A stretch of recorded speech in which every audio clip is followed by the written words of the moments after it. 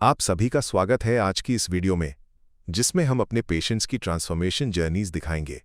तो सबसे पहले देखते हैं हमारे पहले पेशेंट की सर्जरी से पहले की कंडीशन। अब आइए जानते हैं कि उनकी हेयर ट्रांसप्लांट जर्नी कैसी रही। क्या फ्रंटल लुक वाकई नेचुरली एनहांस हो सकता है? Absolutely yes. लेकिन ये सवाल सिर्फ क्यूरियोसिटी नहीं था, ये एक उम्मीद थी हमारे उस पेशेंट की जिसकी हेयरलाइन धीरे धीरे पीछे हटकर एम शेप ले चुकी थी। सिर्फ फ्रंटल टफ्ट में कुछ बचे हुए बाल और बाकी पूरा फ्रंटल जोन ऑलमोस्ट एम्प्टी हो गया था। Half of the mid scalp में नोटिसेबल थिनिंग विजिबल थी। पेशेंट का कॉन्फिडेंस धीरे धीरे टूट रहा था। आज देखते हैं कैसे हमारे QHT क्लिनिक के एक्सपर्ट्स ने एडवांस टेक्निक्स और कस्टमाइज्ड प्लानिंग से उनके फ्रंटल लुक को नेचुरल और डेंस वे में रिस्टोर किया। मेरा नाम परवीन तोमर है। मैं बेसिकली यूपी बागपत डिस्ट्रिक्ट से रहने वाला हूँ और मैं आज यहाँ पे QHT क्लिनिक पे 5th PRP के लिए आया हूँ। देखिए, अगर मैं अपने हेयर फॉल की बात करूँ तो लगभग 2 साल पहले मैंने ये चीज़ें नोट की। कॉम्ब के दौरान मेरे काफ़ी हेयर टूटते जा रहे थे, काफ़ी हेयर फॉल हो रहा था और मेरी जो हेयर लाइन है वो काफ़ी रिसीड होती जा रही थी। तो आई थिंक इसके लिए मैंने नोट किया कि स्ट्रेस या फिर आप कह सकते हो जैसे पानी वगैरह चेंज होना, कुछ इस तरह का एनवायरनमेंट चेंज होना, वो इस चीज़ के लिए जिम्मेदार हो सकते हैं। तो मैं इसको लेके काफ़ी अंडर कॉन्फिडेंट आ गया। मुझे जब मैं बाहर जाता तो मुझे थोड़ा इंसल्ट फील होने लगा, थोड़ा ह्यूमिलिएशन फील कर रहा मैं इस चीज़ को लेकर। तो मैंने इसके लिए कुछ मेडिसिन ट्राई किया, कुछ घरेलू नुस्खे ट्राई किए, लेकिन कोई ख़ास मुझे इसका इफ़ेक्ट दिख नहीं रहा था, कोई फ़ायदा हो नहीं रहा था। तो फिर मैंने उसके बाद जब काफ़ी टाइम बाद मैंने देखा कि QHT क्लिनिक का विज़िट किया, मैंने नेट सिस्ट के बारे में जाना, तो यहाँ का मुझे बहुत अच्छा लगा। यहाँ का स्टाफ, यहाँ के डॉक्टर्स काफ़ी फैमिलियर हैं, उनका बिहेवियर वेल गुड। देखिए, जैसा कि मेरी हेयर लाइन काफ़ी रिसीड हो चुकी थी, तो फिर मुझे ओनली वन ऑप्शन यही लग रहा था कि ट्रांसप्लांट ही इसके लिए बेटर ऑप्शन हो सकता है। तो लेकिन ट्रांसप्लांट, जब आपके माइंड में इस तरह के वर्ड आते हैं तो ट्रांसप्लांट के लिए आपको काफ़ी सोचना पड़ता है कि किस क्लिनिक से ट्रांसप्लांट कराया जाए और ये कितना सेफ होता है, इसका कोई साइड इफ़ेक्ट्स तो आपकी स्कैल्प के ऊपर नहीं है। तो फिर मैंने काफ़ी रिसर्च के बाद मुझे QHT के बारे में पता चला। तो QHT के बारे में मैंने काफ़ी सर्च किया, यहाँ पे एज अ इंक्वायरी क्लिनिक का विजिट किया, तो मैंने देखा कि ये चीज़ें काफ़ी हद तक सेफ़ है। इसमें विजिट करने से पहले मुझे लग रहा था कि पता नहीं क्या होगा, किस तरह का प्रोसीजर होगा, काफ़ी शायद पेनफुल होगा, इस तरह की चीज़ें माइंड में ऑब्वियसली आती है। लेकिन इन रियल ऐसा कुछ नहीं है, सब कुछ नॉर्मल होता है, एकदम नॉर्मल प्रोसीजर है और पूरी तरह सेफ।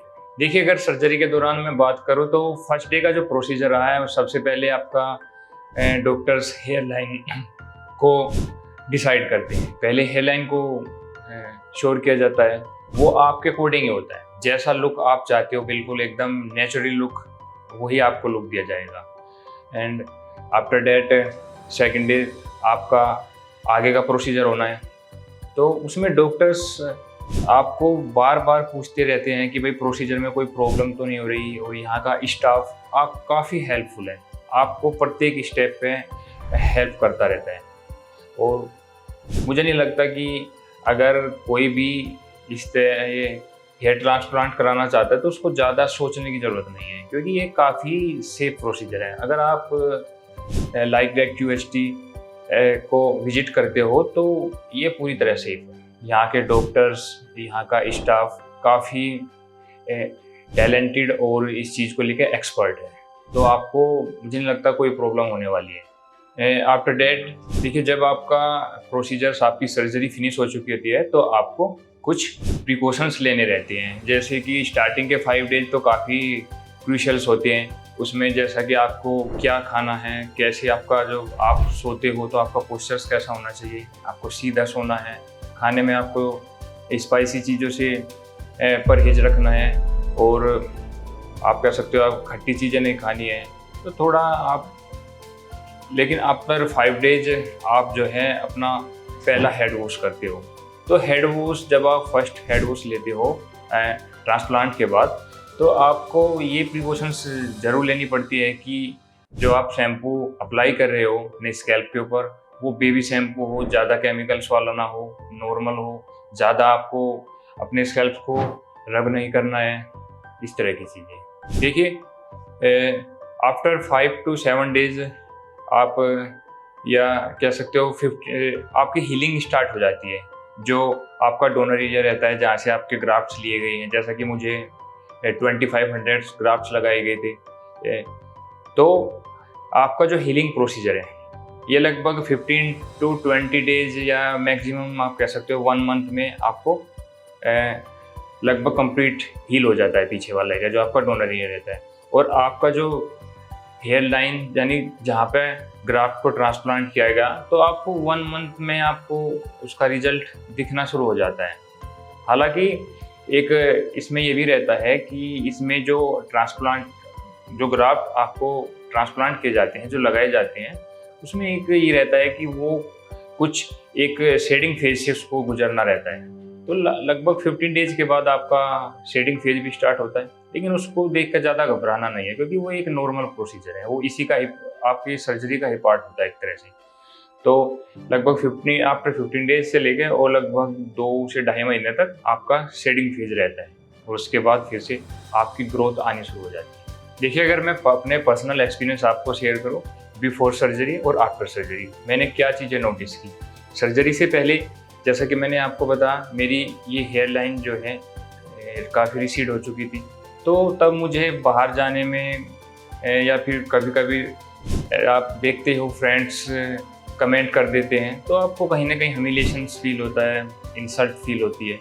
लेकिन I want to thanks to QST, ये मेरा ट्रांसप्लांट हो इस प्रोसीजर के बाद अगर मैं आज की बात करूं तो अब मैं काफ़ी कॉन्फिडेंट हूँ इस चीज़ को लेकर। अब मुझे कोई बाहर जाने में, पार्टी अटेंड करने में या फिर दोस्तों से मिलने में कोई इस तरह की प्रॉब्लम फेस नहीं करती, और अब करनी पड़ती है। और अब उनका कमेंट भी मुझे लेकर काफ़ी पॉजिटिव रहता है, क्योंकि ये बिल्कुल एकदम नेचुरल चीज़ें हैं, ऐसा लगता भी नहीं है।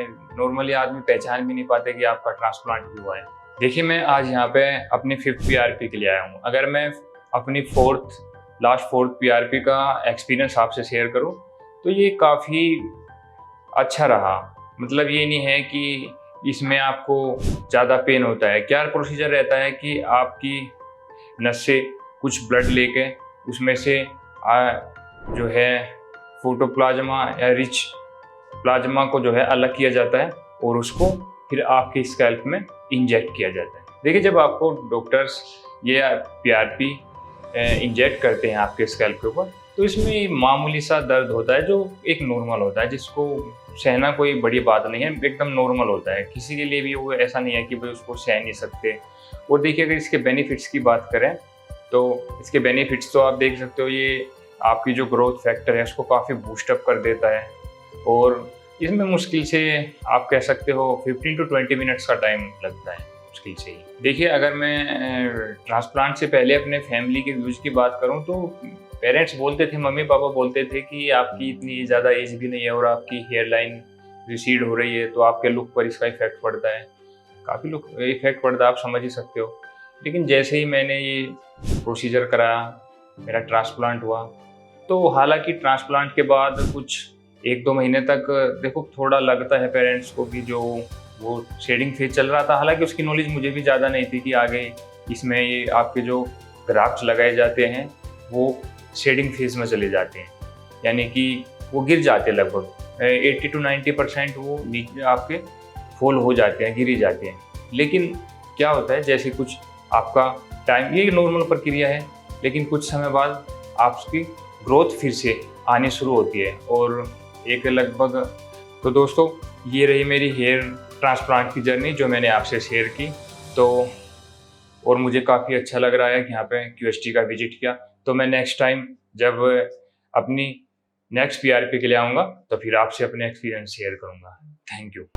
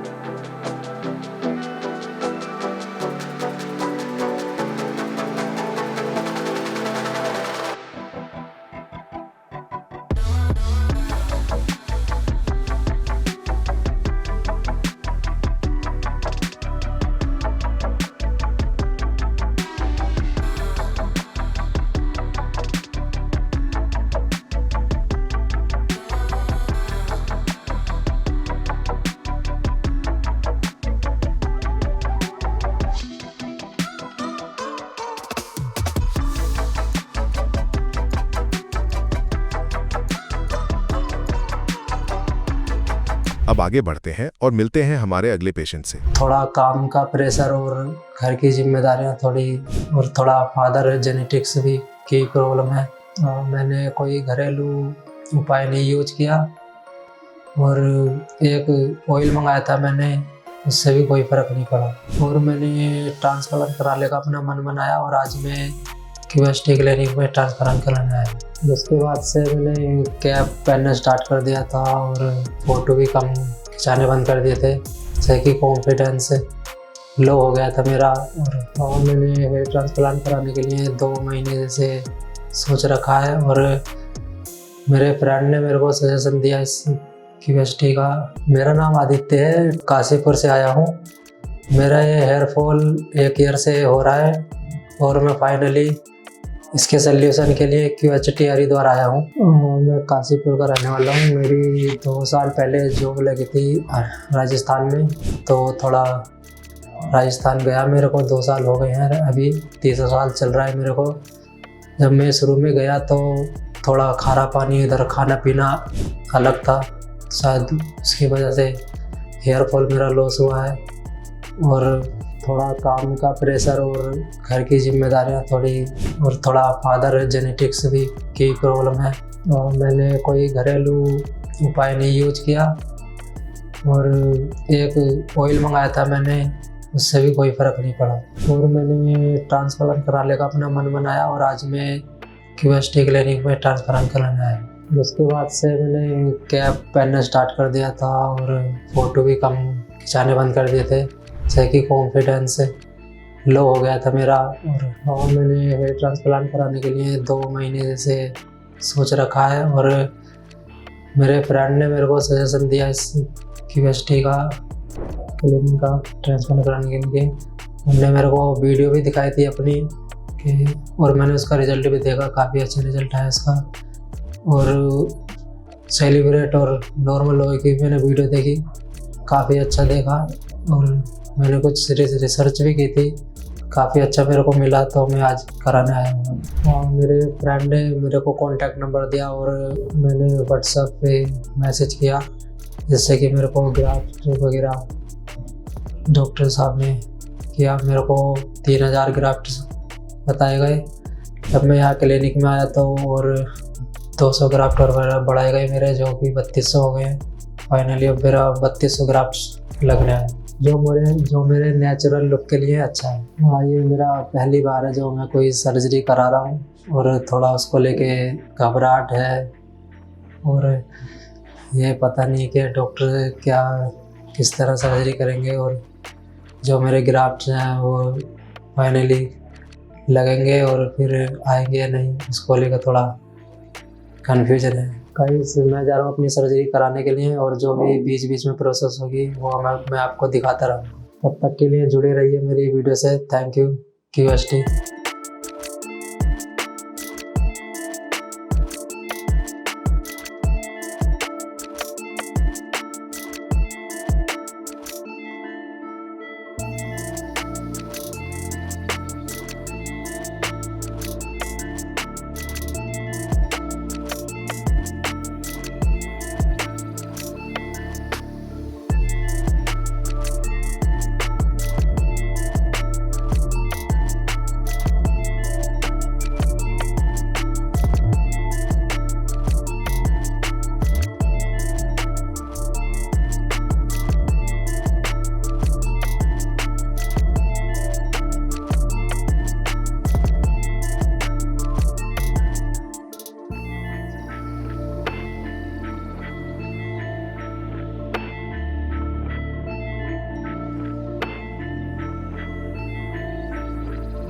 मेरा नाम आदित्य है, और मेरी सर्जरी को कंप्लीट हुए हुए आधा घंटा हो चुका है। मैं सुबह 8:30 बजे आया था, और मेरी सर्जरी कंप्लीट हो चुकी है। 4 बज गए हैं, और सर्जरी कंप्लीट करते वक्त थोड़ा पेन हुआ, और मेरे को एनेस्थीसिया दिया गया, उससे मेरे को बेटर फील हुआ और पेन भी नहीं हुआ। और जैसे बीच बीच में भूख लगी तो मेरे को खाना भी मिला, और रेस्ट भी मिला मेरे को वॉशरूम जाने के लिए। अगर मेरे घबराहट हुई थी मेरे को थोड़ी बहुत, डॉक्टर ने थोड़ी सपोर्ट करा, थोड़ा और अच्छा फील कराया, और अच्छा फील हुआ। सर्जरी और बेटर रही। हाँ, जब मैं सर्जरी कराने आया तो मेरे को डर था कि किस तरह का पेन होगा या मेरे को कंफर्टेबल फील होगा या नहीं होगा। जब फिर मैंने सर्जरी कराई तो अच्छा बेटर फील हुआ मेरे को। थोड़ा बहुत घबराहट हुई जो कि डॉक्टरों ने मेरे को सपोर्ट किया और अच्छा फील कराया और मेरी सर्जरी काफ़ी बेटर है। हाँ, मेरे को 3200 ग्राफ्ट लगाए गए हैं और ये मेरा फ्रंट एरिया कवर किया गया है और मैं आने वाले समय में एक्साइटेड हूँ कि मेरे लोग अच्छा आएगा या नहीं आएगा। हाँ, ये रही मेरी पूरे 3 दिन की जर्नी। अगली बार मैं PRP के लिए आऊँगा तो फिर आपसे मिलूँगा। तब तक जुड़े रहिए मेरी वीडियो से। Thank you QST।